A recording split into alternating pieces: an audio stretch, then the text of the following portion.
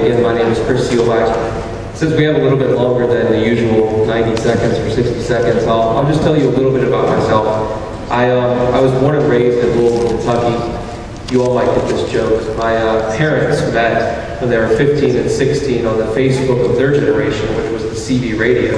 My dad's name was Mighty Mouse, and my mom's name was Sugar Booger.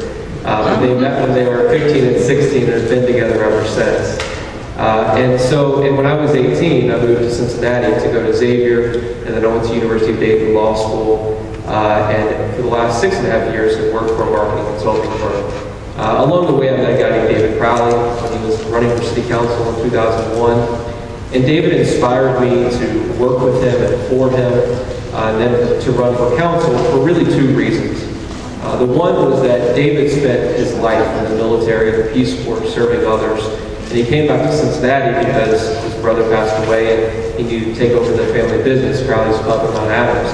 And he decided to run for council not because he wanted to become governor or president, but because he truly just wanted to give back. So he walked into City Hall every day to make decisions not based on what was going to help him personally, but what he really believed was best for the city. And that really inspired me, and it's something I try to live up to every day. And then he sought out and worked on issues of justice, even when they were hard or controversial.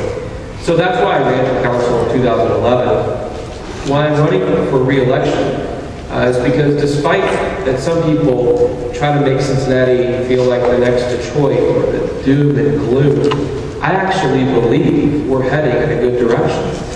Since I was elected in 2011, our job rates are up and our crime rates are down. Since I was elected, the city is safer and more people have jobs.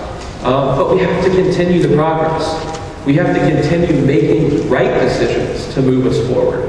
It's why I co-sponsored the plan that council passed that balanced the budget without laying off a single police or fire officer. There will be a lot of people that tell you we should never lay off police and fire, we should do this and that, but it's much harder to say that, and much easier to say that, and much harder to actually make it happen. So I wrote the plan that council passed that balanced the budget without laying off police and fire officers.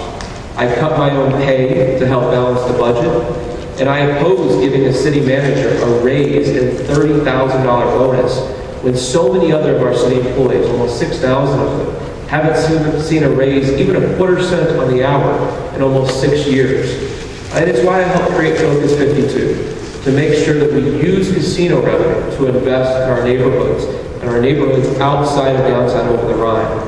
The administration just a couple weeks ago came back and said, we want to use Focus 52 money for a project in Over the Rhine, a $4 million project. I was the only council member to vote against it because we should be using Focus 52 funding, casino revenue, in our neighborhoods. We know how to take the most undervalued, unsafe, unsought out neighborhood in the country, Over the Rhine, and in less than 5 years have made it thriving, sought after, a place that people want to invest in. We now need to do that in our neighborhoods.